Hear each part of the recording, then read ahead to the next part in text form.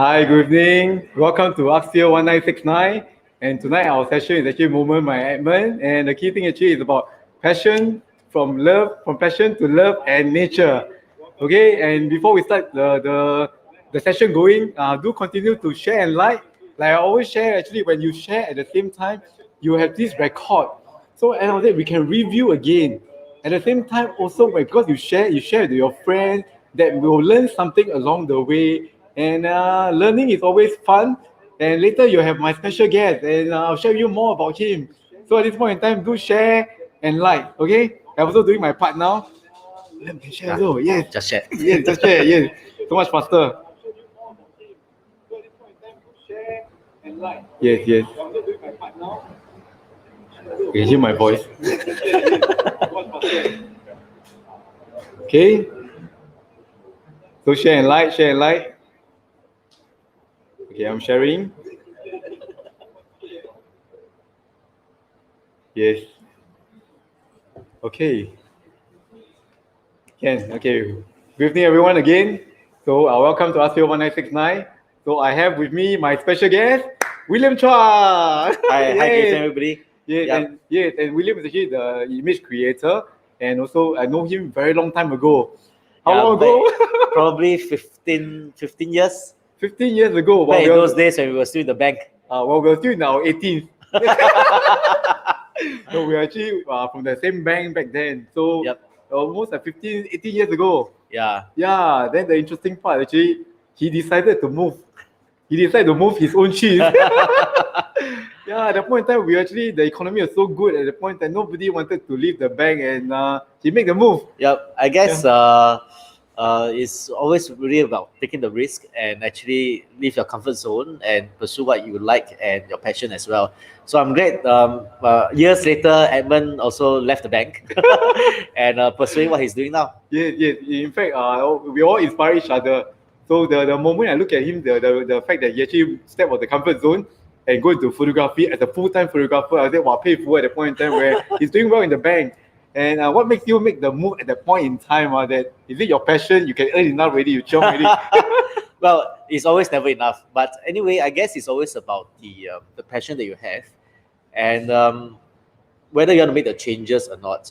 I guess a lot of times people are always envious about what I was doing, etc., etc. But I always tell them, it may not be photography, but it can be something else, whatever you're passionate about, and it's all about taking the risk and taking the chance to actually make a change for yourself.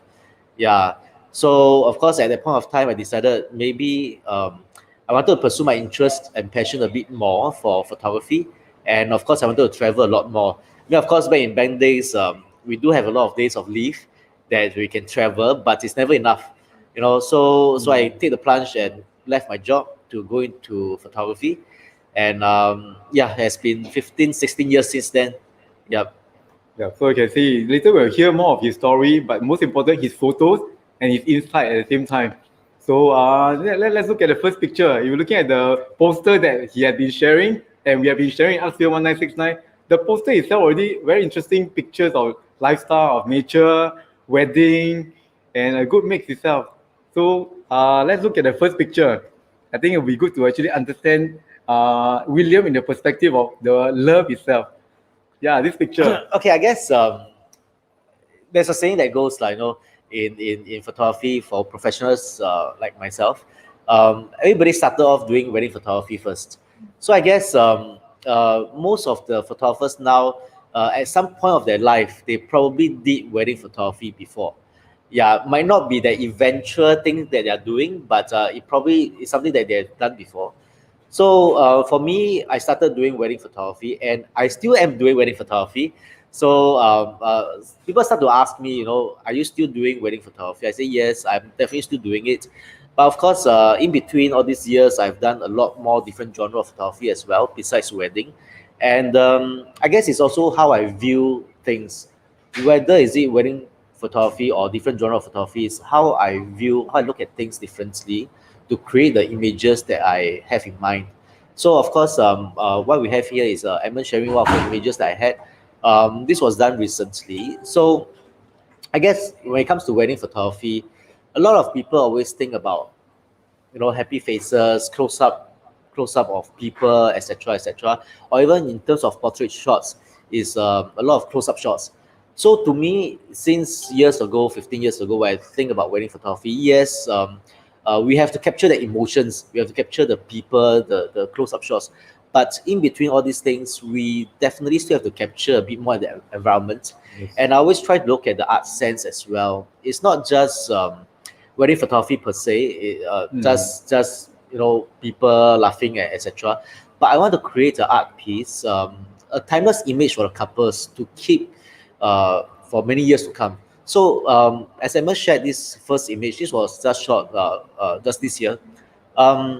Besides all these happy faces and stuff like that, I'll create an image that includes the environment, and also an art piece that maybe sometimes couples might want to print out, put in a house, and no, it's not so in your face. Like, in the 15, 20 years ago, people like to print that very big 大头照, put in at a bed there. That nothing right, nothing wrong, but you just want to create something different in terms of wedding photography. So this image basically show the couple, small miniature couple, within the big environment, to really create that sense of space as well. Yeah. Actually, I like William work. Actually, you all to discover more, and that's what his client actually want to continue to refer at the same time, because it's different in a perspective that it's not just a wedding, pre-wedding shot of faces, and all the portrait itself. It's actually the ambient, and I like the fact that you share that the picture, it turned out it can be a piece of art. So imagine you can still have your own portrait picture, which you also will be shooting, right? Yep. But at the same time, you take a step back to shoot at the moment, at that place, the vicinity, to capture that today this picture is the wedding day, and this is actually is where you're happening it. Yep, and this correct. picture will be able to even frame out, and you'll be more lasting. That it actually is a good memory itself. Yep. Yeah. So again, I always tell my customers, don't think that the images are just like that. Of course, I have your standard shots, your close-up shots and stuff like that. But beyond all these things, there must always be something a bit special about it. And that's how I create the images. And I always believe when you take pictures, when you look at things around you, it's always to take a step back and look at the bigger picture. We tend to be a bit myopic sometimes. We always tend to focus on one particular thing, but sometimes it's okay to take a step back and look at things from a different perspective, from bigger view. I guess that also applies to life as well, right? Yep. Always take the step back, and always don't be enclosed that this is what you can do only. There should be more than you are what you are doing. Yeah, especially I guess even in times like this, during this pandemic, sometimes yes, we get a bit discouraged with a lot of things that's happening around us now. But look at the bigger picture, look at opportunities, take a step back and think about the bigger picture, and you might actually see different opportunities in different perspectives. Yeah, definitely. Look at the next picture again. When you say perspective, this picture, imagine if you're the couple, you say, "Wow, William, I do the makeup so much, and then shoot my back." Okay, what happened? This was actually during the actual day itself, actual wedding day. Ah. So again, for actual wedding day, sometimes we want to just capture that quiet moment between the couple, or maybe sometimes even the parents or whoever. And it's that candid shot that is not posed. And when things happen and you capture that moment, it may mean something to the couple or even to yourself as well. And sometimes during a wedding day, I'm sure a lot of married couples agree with me. On the wedding day itself, things are happening so fast, and sometimes you might not even know what is happening, who is doing what is doing what, or you might not even realize what you have been doing. So it's up to the photographer to actually capture these things that you miss out. And to me, it's really about that quiet moment. Yeah, how you hold each other's hand, how you walk away, how you communicate with each other through your body language. So this was again, on the wedding day itself, as they walk past me, went to have a change of clothes and stuff like that. I like the framing. I like that quiet moments that they shared over there, which means a lot to me as a photographer as well, and hopefully to the couple sometimes as well. And it's not always just about happy shots, close-up shots, and stuff like that. There's always a deeper meaning to all the weddings. Yeah, it's not just just all the faces. Yes. That's it. Yes, I think the most important actually the guest or even the client must actually trust the photographer. Because like what William mentioned, some of the moments actually you didn't know that it's happening. Let the photographer capture that moment that it is actually you may not know about it, and eventually it becomes timeless. Yep. So in a way, let the respect the client and let the photographer do the job for you. Yep. And let it capture all the moments itself. Next picture, I always find that wow, this picture so another black and white. So to client, hey William, do you only take black and white picture? No, I definitely shoot a lot of color photos as well, but of course, sometimes to me, black and white photos convey that timeless moments a lot more, and it creates that art sense a lot more. But having said that, so of course, sometimes customers ask me, "Oh, do you shoot color photos?" Definitely. So I will always check my customers first. Are they okay with the black and white photos? Sometimes I might do two versions, and if some customers are not comfortable with black and white photos, I'll just do everything in color. So one general question that people like to ask me or ask photographers in general is how do you edit your photos, or what do you edit in your photos? I guess it's really about editing photos that looks good, but at the same time, selectively, certain pictures convey a certain kind of mood in the pictures that we might edit a bit more, and hopefully convey certain kind of mood in the pictures that means something to the couple and to myself as well. So this picture was taken in Singapore, which I quite like. It was shot just recently. I guess for people who know me, I travel a lot in the last few years for a lot of photo shoots, Yeah. travel photography, wedding photography, and stuff like that. Very hard to get you back then. So I sad to say I have not been really exploring Singapore a lot in all these years because a lot of time is spent overseas. So during this past year where we are not traveling, I start to look at Singapore in a different perspective as well. And this particular shot, it's the first time I shot there. Probably a lot of people have shot there before, but unfortunately for me, I've not really been there. It's near Fort Canning, basically. So it was afternoon. It was peak afternoon sun, so weather was very hot, and lighting, of course, we all know it's not fantastic. So as I walked the couple through the pathway, I saw this tree very nice. I saw the framing very nice. Again, it's all about looking at things in a different perspective. Take a step back and look at it differently from a bigger picture. And I like how the afternoon sun, right, create that very harsh shadows, very harsh shapes in the leaves and trees. And so I got my couple to stay get in the middle and frame them basically with the trees and create this image, which again I really liked, and taken with a wide angle, of course, which really showcase the how the place is like. And although it's taken in Singapore, it's, at least to me, it doesn't look very Singapore to me lah. Yeah, so it's always about looking at things in different angles, different perspective to get the image. I think the interesting part that William shared, and I also can align to it, is that actually Singapore, there's a lot of places that's actually worth exploring. At the same time, it can be the same location, but because of the perspective of how you look at things, the picture will turn out differently, because it can be this angle, this perspective, and can be the different day of the time. And take a step back. This picture, imagine you do just close up, zoom, you'll be just white color background. But you take a step back, you actually enjoy the tree, the enclosement together, the perspective itself, and this picture becomes like timeless.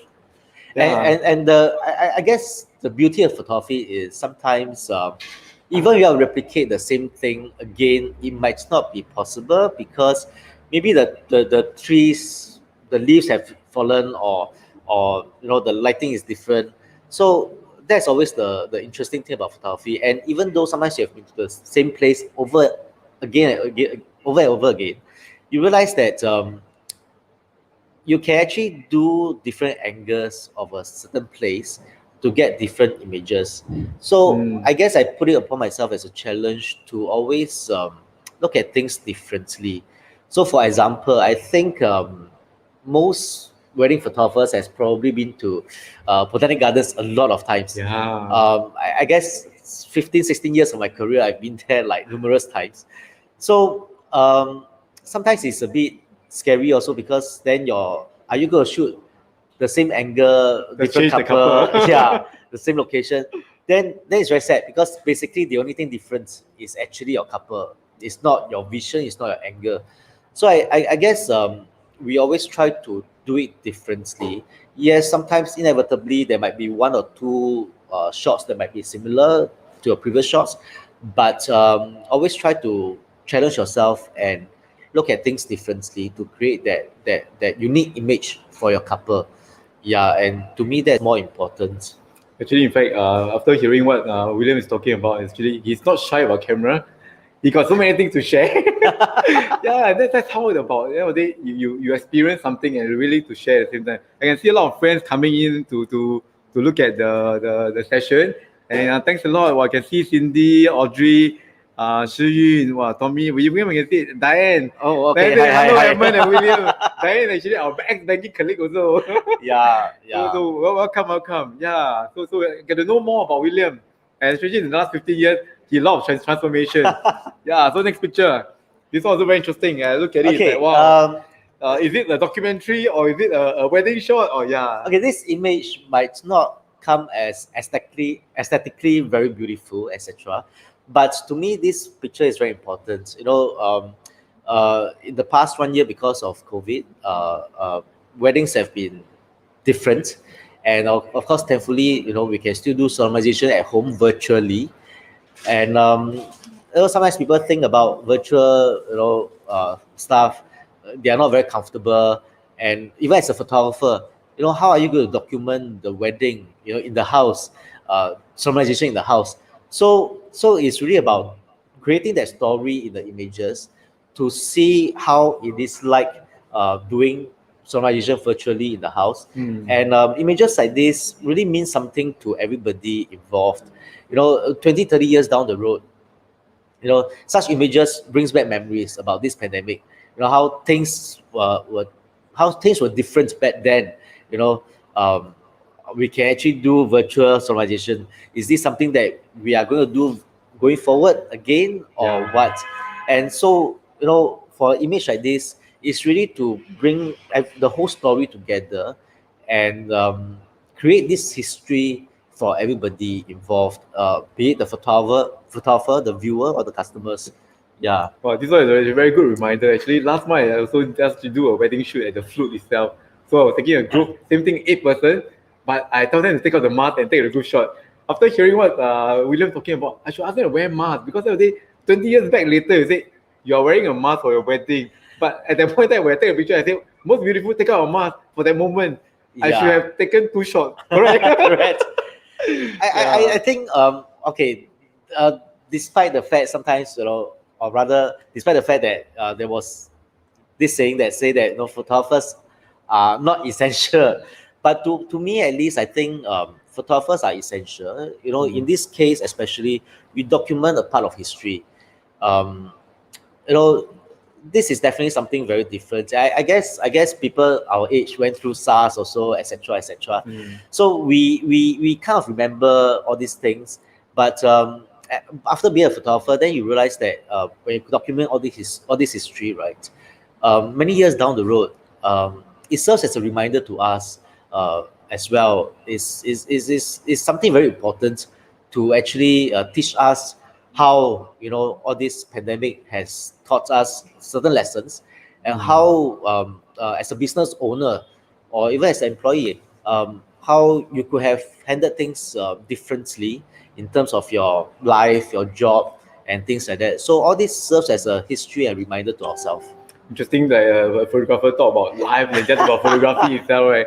Yeah. Okay. Next picture. This one. Okay. Wow. So of course these days, being not able to travel a lot, we do more local shoots and stuff like that. So I do a lot of portraiture in Singapore as well these days, and this was done in the studio. And again, I guess when it comes to portraiture, people always think about happy faces, bright lights and everything, one light par. You get very nice, beautiful face, and that's it. but at the same time, you think about portraiture, you also want to think about how each image, each face tells a story. Sometimes with the creation of shadows, different lighting, how you actually create that mood and feel in the images. Again, it's not about just happy faces, but creating certain mood and feeling in the images. Sorry, Can you look at the yeah, camera? yeah. So to me, all this is very important because in the end, images is not just images you see with your eyes; it's how you feel for the images also. Yeah. So a lot of all these images, again, sometimes if customers say they don't like something so dark, fine, I can always do brighter images. But sometimes certain shadows, certain darkness in images portray certain things in the image. Yeah. I think the key thing or the essence of the picture also, first thing, you must tell a story. Second thing also, your basic techniques also of the lighting also must be good enough. So you may not have fanciful lighting. Can be one light source, can be actually bounce light, but the key thing actually you bring out the subject and you tell a story. Yep. So I like this picture very much. Very simple to reflect, but you go to inner personality of this person. Yep. I don't know who is she, but really can tell a story by looking at the picture. Yeah. Yep.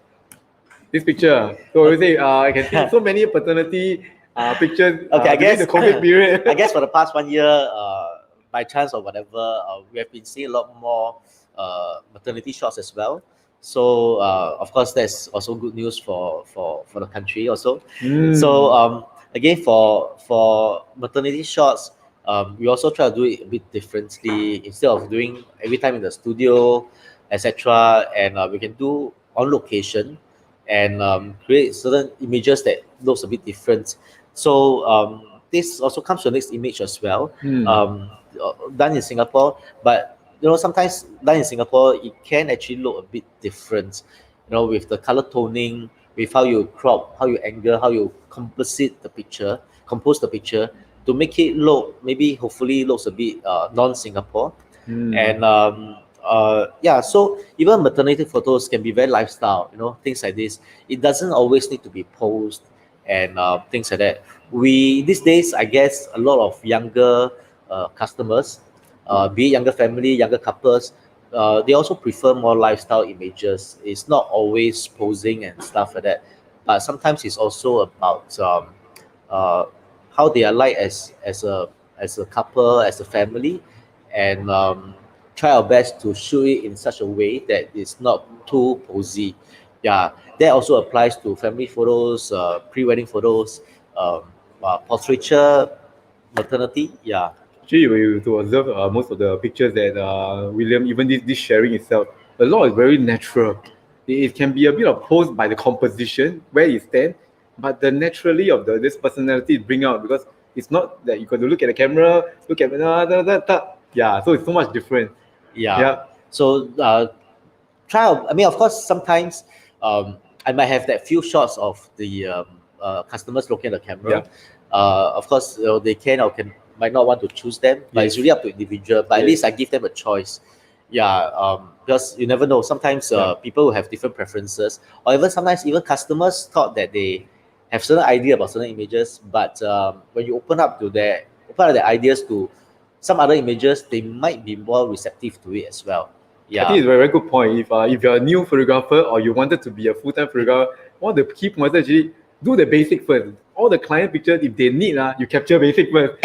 Anything that is more ordinary, that you have to put in more your personality, your characteristic, your unique selling point, then you do it at the add-on. Correct. At the same time. Correct. Yeah. And also, I guess as a photographer, as a working photographer, we always create images that customers want.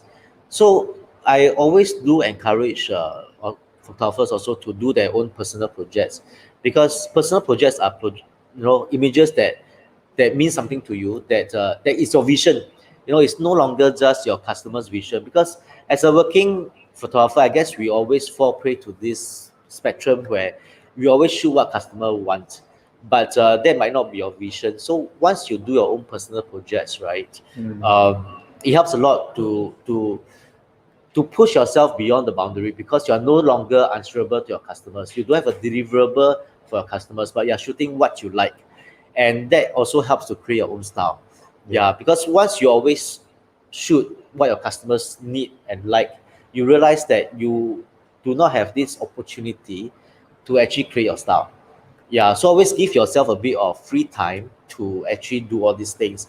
So I guess during this pandemic, whether is it good or bad thing, I'm sure a lot of photographers agree with me that a lot of us, I mean, the business definitely dropped a bit here and there, but it also gives us some time to relook at our images and maybe do some personal projects, and when things are getting better, you are ready for the uh, next vision that you have. Yeah. I think a very, very good reminder. So you look at the next picture, is about transition. So from a wedding couple, that's where the wedding couple continue the next creation. Okay, so like what I mentioned earlier on, I started doing wedding photography, which again, I guess a lot of professionals started doing that. But in between, we probably venture into different genre, because for wedding photography, I probably cannot do until I'm 60 or 70 years old. But again, we have to be prepared for the change. 10 years ago, I already started doing different genre, be it wedding, family photos, maternity photos, or stuff like that, newborns. So 10 years ago, I already started doing that slight transition. Like I mentioned, even though I'm still doing weddings now, but obviously I don't do as many as 10 years ago or 15 years ago I first started. I used to do like 100 weddings a year. You got super whole lot of energy back there, But man. yeah, I mean, I still enjoy shooting weddings, definitely, but there's no way I can do 100 weddings now. So we start to do a bit of transition, and do family photos, newborn, and for newborn photos also, I guess in the market there are a lot of people who do things with props and things like that, Yeah. which again, there's no right or wrong. Different photographers have got different style. For me, I enjoy doing things as it is, without too many different props. I always like to go into the place and make do with what I have, to push my boundary, to think creatively and how I should proceed to do the shoot. So a lot of times, customers, they always say, whether is it family shoot or whatever, they always say, my house is very messy. Cannot shoot in my house. I always tell my customers, in the end, for that, let your photographer worry about it. As a customer, depending on where you want to shoot, the rest of it, let the photographer decide how best to do it. So you don't have to worry too much about it. So this was taken in the house as well. The reflection is very nice. Yeah. Wait, is it captured in purposely at the mirror? Or? No. So what happened was, when I go to the house, I look around. My first time to the house, obviously. So I thought, there's a tabletop, glass tabletop, which actually looks quite good. So I thought, oh, maybe you can do a reflection shot. So light was just nice, and I placed the baby, on the tabletop. Of course, safety rules apply, and get the mom to kiss the baby on the forehead.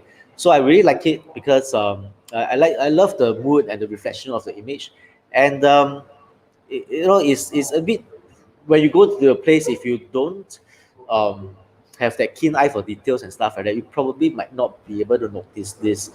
So we always, as a photographer, we always try to look around the place, look at things differently, and see how best we can create the images within the tight constraints. I always tell our customers, regardless of how not nice the place is, maybe trust your photographer to at least be able to get at least a few nice shots from there. Maybe I cannot get 50 good shots from that lousy location, but I'm sure I can get like 10, 20 images that is good enough within that location. Yeah. I think for the audience out there, also a good reminder that sometimes you don't chase for the quantity. It's a quality that you are being captured, a story that you'll be timeless. At the same time, it can be a good memories at the same time. And looking at this picture itself, it can be shot at the home. So it's up to the photographer itself to discover the place and to make it, enhance it even to the best of her ability to make the picture even more impressionist. Yeah, there used to be times where I do a lot of overseas shoots. I travel a lot. So sometimes customers might ask, oh, you have not been to this particular city before. how are you going to shoot at that place? I guess to me it's really about the logistics that we need to worry about in terms of looking at lighting, looking at angles, creating images. Is something that is what is required, what is inbuilt in the photographer. Don't have to worry too much about it. But of course, as a photographer, uh, uh, we always push the boundaries. We always continue to learn and relearn, and not be complacent, and just take it easy. The beauty about photography is that it's a never-ending learning process. That's why every time we talk to William, there's a lot of insight. It's not just about photography, it's about life, it's about something as a reminder. So very interesting, even from the fact of the mother and child picture being taken. Next one actually, in fact, this picture. And one glad I told you, this one is it a community commercial picture? No, okay. Actually, this is a family photo as well. Interesting. A larger family, of course. So it's shot at the corridor of the HDB unit. So it's something that a lot of us are familiar with, and sometimes we might think that HDB, there's nowhere to shoot. On the contrary, sometimes some of the HDB units, whether is it the void deck or even along the corridor, creates very nice images as well. And of course, I always tell customers, in the end, it's also about the people involved. Whether is it the family, the couple, in this case, the grandparents, that is important. It's not just about how beautiful the place is, but you have to create images that what matters most is the subjects, the people themselves, and not just about the environment. But of course, as a photographer, then we try our best to make the best use of how the place is to create the best images available possible. Yeah, so I really love the connection between the grandparents, which to me is always something very sweet. Like, I guess all of you agree with me. Having to be able to see the older couples, still lovingly, it always means something to us. It's always something very sweet to us as well. So of course, with a bit of color toning, with the composition and stuff like that, to make the image stands out nicely. So one of the things that I look at this picture is actually when we talk about techniques, one-third rule, this is no one-third rule. Perspective, the perspective halfway, left-hand side, right-hand side, don't balance. So I'll try to understand this picture. Of course, the story is important, but is it necessary to break the rules sometimes? Of course, not say necessary, but we, as a photographer, we always learn the rules. But we also try to think about how we can break the rules to create better images. Of course, in this situation, if I were to put them in one third and things like that, somehow I might not feel as comfortable. But if I put them in the center, the image just comes out strongly. So it's important to learn the rules, but also know when is it nice to be able to break them and create nice images. Because again, that's the beauty about photography. There is no fixed set of rules actually. It's really how you present the images in the best possible way. Yeah. Okay, so reminder for all of us actually, sometimes it's good to break the rules, and it's only capturing the story that you feel it's important, and the subject itself. Yep. Wow. So from people, now we go to nature. So it's good actually to see the transformation or transition of how William moved in a different perspective. Yeah. Okay. So for people who know me, I actually do a lot of different genre of photography. Besides weddings, travel, family portraits, I do a lot of wildlife as well. I guess it's all about passion also. Like what we mentioned earlier on, I was in the bank, in the corporate world before. It's out of passion that I quit my job to do this. But couple of years later, I decided to go to Africa. Basically, really as an interest and passion. We all grew up, okay, not all, but most of us grew up watching Nat Geo. You always want to imagine, how is it like going to be there, looking at the animals and stuff like that. So I was lucky. I mean, where I spent a lot of money for my first trip to Africa, managed to get a lot of nice images, and of course, managed to get some awards here and there. And of course, after that, people start to ask me to conduct workshops for them. So I have been to Africa for the last 10 years already. So been back there every year, different parts of Africa. So I think that was fantastic until, of course, COVID struck. Then I cannot go last year. But I guess also wildlife has become something very imbued to me as well in all these years. Um, that's why now with COVID cannot travel, start to venture shooting wildlife in Singapore. Um, Actually, contrary to what a lot of non-photographers or non-birding community, they might think that in Singapore it's very difficult to get all these images and stuff like that. But actually, Singapore has got lots of opportunities as well. To the larger birding community out there, they are probably better than me. They know that there are a lot of places, a lot of locations that can see birds in Singapore, beautiful birds. So since last year, I've been doing a lot of shooting around Singapore as well for wildlife. And wildlife photography, frankly, okay, in general, photography these days is no longer that difficult. You got the money, you buy a good camera, long lens, etc., etc. You can get nice images. But how are you going to get images that are different again? It's always, it's very common to Google search and you realize that, there's a good action shot, the bird catching the prey or the bird perched on a branch, etc.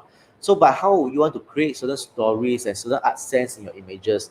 So, if you notice in all my different genre of photography, I always talk about how you create that art sense in the images as well. So in this case, this image taken in Singapore of the bee eaters. So instead of again just the bird with the prey in the mouth or the other one perched on the branch, I shot it together as a story. Like it's like one of them fetching the food to the other one, and some people say it's the wife and husband thing. Yeah, so it's creating different images again. So actually very interesting. In fact, if I were to look at Pasir Ris Park, it's like almost every day got people at Stanley Land station the tripod shooting bird itself. They like what William mentioned. Take a step back. Actually, you're capturing a story of the bird, whether they are communicating or something, or rather than just the bird itself. Yep. So it's very interesting. Look at this picture. Next picture also is I think it's a bird also. This is also very interesting. It's like first thing black and white, and I see it's like, is this shoot in China? It's slow shutter. So when it comes to wildlife photography, you wouldn't really associate slow shutter with wildlife photography. You always want to shoot fast shutter with wildlife photography. Very true. So in this case, again, how you be flexible and how you think out of the box in photography, which is very important. So over here, I actually saw the heron, was actually quite stationary at times. So I decided, hey, why not? I can shoot a long shutter because I want to see the smoothness of the water. And I of course, I put my ND filter because it was very sunny to capture this shot. And I actually managed to get that smooth. I cannot remember the shutter speed, but it's probably a few seconds to get that image. So of course, I tried a few images because sometimes the heron moved a bit, there it's a bit blur.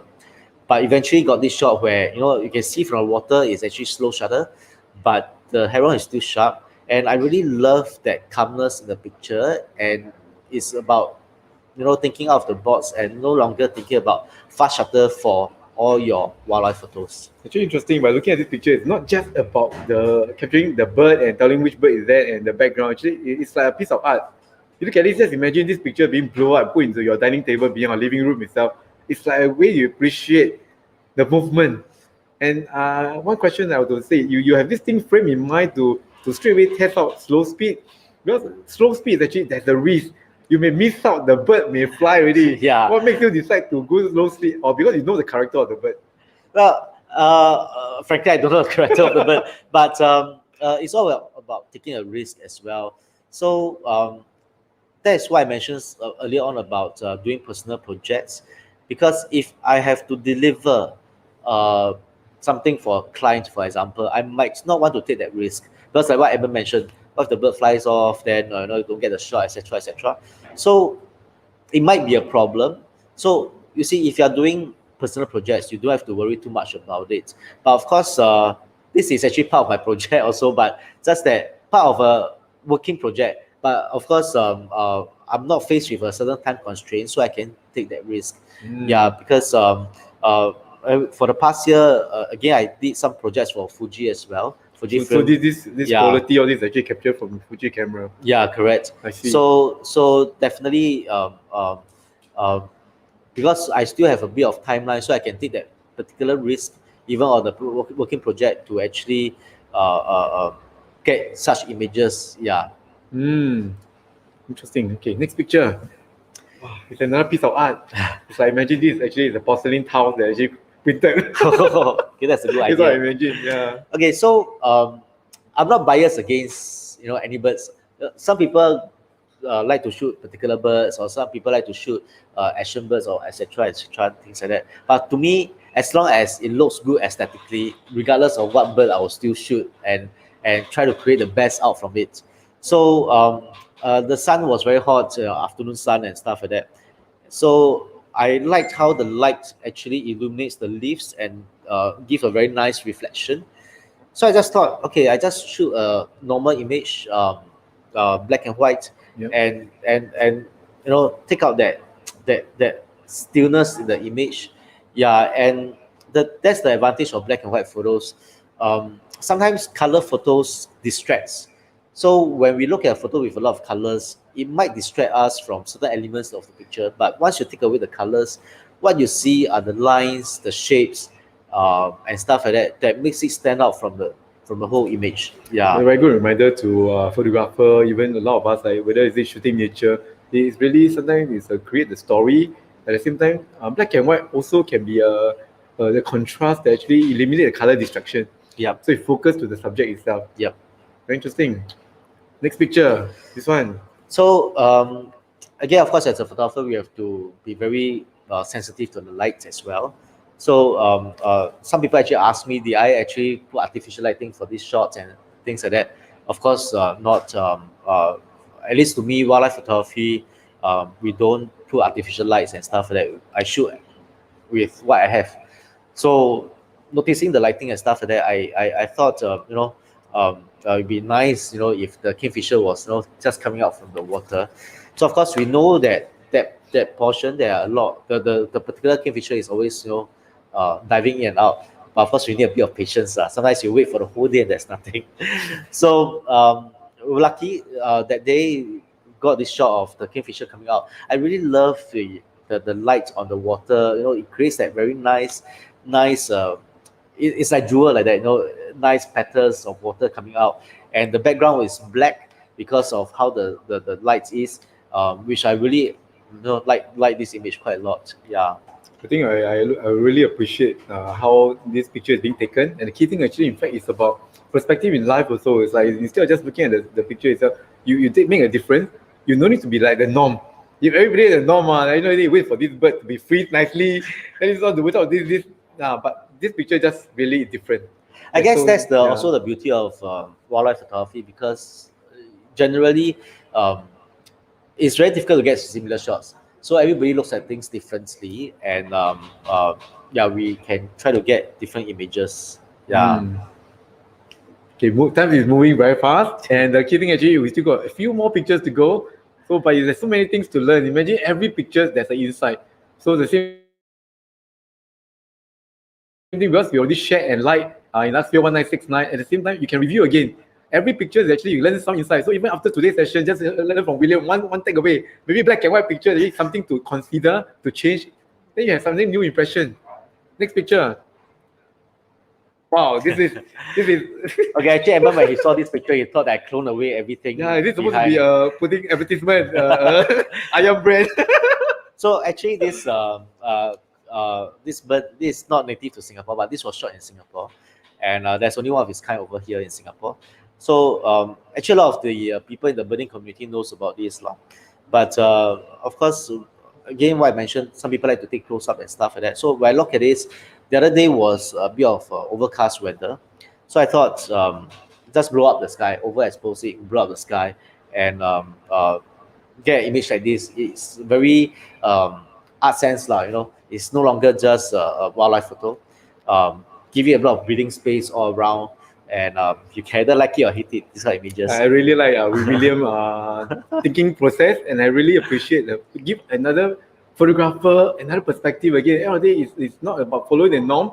You can actually break through something that's also different, but secondly, you also create images that can be art pieces. I guess as a photographer, be it whether you're a hobbyist or professional, we really want to create images that mean something to us and a bit different from what everybody is doing.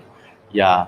Well, in fact, you got one friend that Jia Wen say wow, so photographer, but with the William seeing his masterpieces. Okay, so many things to write, but the thing I really appreciate that she give a lot of insight and a lot of reminder to all of us, whether photographer or non-photographer. Everything is just don't follow the crowd. A lot of times you actually can break a rules to actually do something different, but not about COVID. COVID is still wear mask, but it's about your mindset, right? It's your mindset. Yep. Next picture. This should be the last picture, right? I think you zoom in. No, zoom out. Then you can go to the next one. Yeah. Last two. Yeah. Wow. So last two picture. This was done two or 3 years back in Africa. I really love this image for a variety of reasons. One is, of course, this was taken with a medium format camera at that time from Fujifilm. That was one of the first the first medium format camera from Fuji. So I actually like the details a lot from this picture. We actually print it out huge, and I really love the details of the fur of the leopard in this image. So another thing is a lot of people when they saw this image, they start to shoot close-ups because we were actually very near to the leopard, probably less than 50 meters away. Wow. So a lot of people start to get very close-up pictures, which again, there's nothing wrong or right about it. But to me, I wanted to show the bigger picture. Just fall back and look at the shape of the tree, the shape of the leopard and stuff like that. Of course, I was lucky that the leopard was looking at this way as well. Yeah. So fall back, and I love the shape and everything. But again, this was also from overcast weather, and I basically overexpose the sky and get just the black and white image. And like what I mentioned earlier on, when you take away the colors, right, what you see is actually the shape, the lines, and all these things, which stands out very strongly in the image. Yeah. I think when you say overexposed, first thing in my mind is actually overexposed until things cannot be seen, and you may miss out the moment. And overexposed is actually quite challenging in terms of controlling the lighting, and to make white itself is very difficult. How do you manage to get this shot itself? Okay, so I did not clone away anything from background. Yeah, I thought you touch up the tree, touch up the mountain. So of course, some people might ask, how you can still manage to pull back the details even though it's overexposed, etc., etc. But that's where a medium format camera comes in very nicely because dynamic range is stronger, so I can actually bring back the details of the tree as well, and it's not going to be overexposed. So a medium format camera in this sense with a very strong dynamic range helps a lot. So this is also the same Fuji brand. Yeah, Fujifilm camera. Okay. So of course, many years, 2-3 years later, now we have a 100 megapixel camera, and it's so much better. And can't wait to print a lot more images to see the power of the camera itself. Actually, the good point is actually we always say you cannot use a knife to cut a tree. You need a saw. So same thing, you need a very good pictures quality that you want to capture. You need a very good tool. So the camera does play a part in a certain perspective in bringing out, unless the picture is actually supposed to be a phone size Instagram, then the phone can still take a very nice picture. But in quality wise, to print out wise, I guess we always know wherever we say it's the eye, it's a person behind the camera that makes a lot of difference. Yes, but a good tool is also very important for a trained photographer. But of course, if the photographer is not trained, even the best tool cannot create good images. Yes. So a good tool is also important for a trained photographer to get the best out from the image. But very good reminder. It's like there's no easy way out. There's no shortcut. If you have the best tool itself, you still need to have the eye for detail. You still need to have the skill to brush it up through practice. Yep. Yep. Is this the last picture? This is probably, oh no, there's one more. This should be the last Okay, picture. this is the Yes. last image. Okay, Yes. this was taken a few years back. This was in Prague.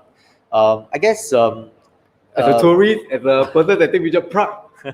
Where's the Prague? Where's the unique point? I think if we Google search Prague, you know, Yeah. we always see certain images of Prague, Charles Bridge, Prague Castle, etc., Yeah. etc. So this one was the Prague Castle. So I guess like what I've mentioned earlier on, it's about taking one step back and look at the bigger picture. So this was during sunset. Light was not very good. That's hence the black and white photo. I saw a lot of birds flying around. So I thought, why not get silhouette of the Prague Castle with the birds, and that should make a nice picture. So no, I did not Photoshop any of the birds. So I'll show as it is. And I think this is probably you might not see, you will not be able to see something similar at all when you do a Google search. So again, it's about how, as a photographer, create images that that you own them. You know, images that's different from all the rest of images you can find from Google. And to me, that's very important as a photographer, because once you create images that everybody can create, then I guess that's a sad thing about it, lah. Yeah, yeah. So yeah, try our best to create something different. Yes, actually, you are viewers out there, or actually you are a photographer or non-photographer, or appreciate nature, wedding, love. The key thing actually is capturing moment. And from what William shared, actually, we appreciate a bit more that everything will take a step back. Everything is actually about appreciate nature, yet at the same time capturing things that may not be the norm. Yet you can actually create something that's impactful enough, that's actually timeless. I guess Yeah. it's always about looking at things from different perspective. Especially, you know, even in our situation right now, like I mentioned earlier on, you know, we can feel very discouraged about a lot of things, but try to look at things positively and from a different perspective, and you might actually find something new, you know, something special, you know, within all these problems that we're having right now. In fact, that's how William survived. From survive to strive is about a belief in resistance to change. So the last ending actually will see the video. See, imagine we'll say photographer, you forget about certain things, and things already moving. You need to go into different challenge and try new things. So this video that we sharing is actually what you capture and what Yeah. you relearn as a photographer, right? Correct. I guess having being a photographer for many years, you know, 15 years ago, I first became a photographer. I don't think we ever imagined that we can shoot video and photos in the same camera. These days, you can, you know, when we first started shooting HD video, we thought, wow, fantastic. Yeah. Then now we can shoot 4K video. Yeah. Then going forward, we will be able to shoot 8K video. So things are moving very fast. So as a photographer, I guess we always want to learn and relearn and push our boundaries and learn something different. So of course, glad to say, you know, I've been doing some video projects also. Still learning, definitely. I'm definitely not an expert in video. So it's because with all this equipment now, as a Fujifilm ambassador, you know, I get access to the cameras, to the lenses and stuff like that. And with a lot of projects that I'm doing, I actually can create, you know, content that involves both photos and videos. It's no longer about just photos or no longer just about videos, but we can always do a collaboration and do a presentation and create content. Yeah, I guess creation of content is a very important word these days. Yes. Yeah. So we shall watch the video. Yeah. Let's watch the video Yeah. together. Yes.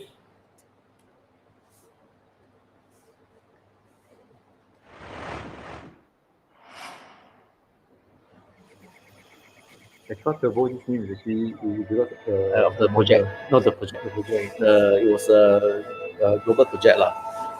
Yeah.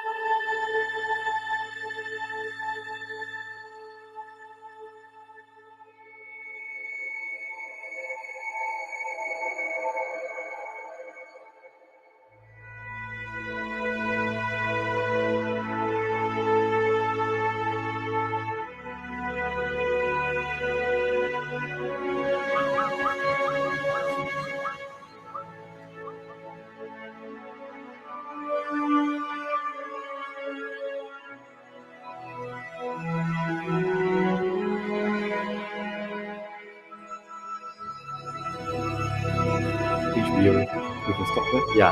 I think we can stop it. Yeah.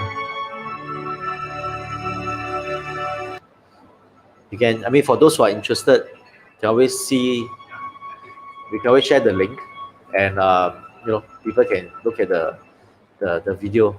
Yeah. Really appreciate the key thing actually. In fact, is really look at the transition. Look at from a wedding photographer 15 years ago, and the key thing actually, in fact, bits and pieces along the way, changing, taking wedding to couple, imagine step out of the comfort zone, go to the nature, go to the wild, and then now we can see the masterpieces of actually shooting a video itself. Everything is about change. Yeah. Yeah, it's so wonderful to actually hear how William transition. And it's about resilience to change. Yet the key thing, of course, just now in the conversation, he said, I cannot fall sick.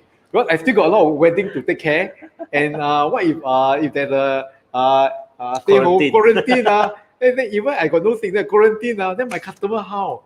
Then we're talking about we got to be healthy. Yep. We got to be immunity high enough, right? Yep. So it's really about mindset, health. No, got to be careful where you go. Yeah, be careful where you go. Yeah, but kidding, just really want to protect ourselves, but really it's a mindset. Get yourself out of your square and really go all out to actually enjoy photography and enjoy something learning at the same time. Yeah, I mean, of course, I'm very happy to see, Edmund, who has left the bank as well to actually pursue his interest, because I guess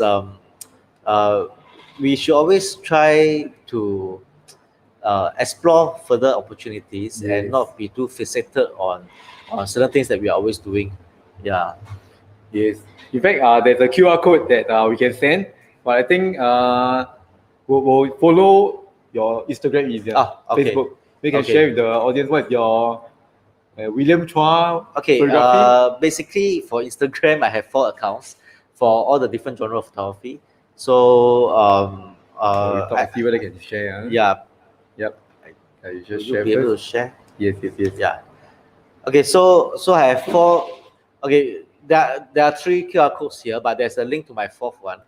So from any of the Instagram accounts. So if you're interested in looking at some of my images as well, you can always scan the QR code to look at all my different images. So again, during the last 1 year, because of not traveling and having a bit of time, I split my Instagram to 4 IG accounts so that it's a bit more clear cut to all the different genre of photography. Yeah, in the past I used to have just one with everything inside. Yeah. In fact, because you actually shared this on your timeline, you can actually revisit again and scan the QR code. As we can say, William, there's so many things to share and overrun. Normally, to my guests, it's always 45 minutes. Long-winded. Yeah, you got so many things to share. So the key thing, tell ourselves that there's a lot of insight. So really look forward for seeing how William actually start creating more masterpieces. Any other last word to the audience? Stay safe. Be happy with what you're doing, and also try our best to step out of our comfort zone and explore further opportunities. Okay, Ken. Thank you very much to William again. Okay, thank you. Thank you everyone. Okay. Thanks to the audience out there. Continue to PM us. Anything that you want to share, ask about William, pictures, share on the Instagram, comment at the same time, then we'll reply at the same time. Okay? Okay. Then thank you everyone. Cheers. Okay. Yes. Cheers. Yes. Cheers. Yes.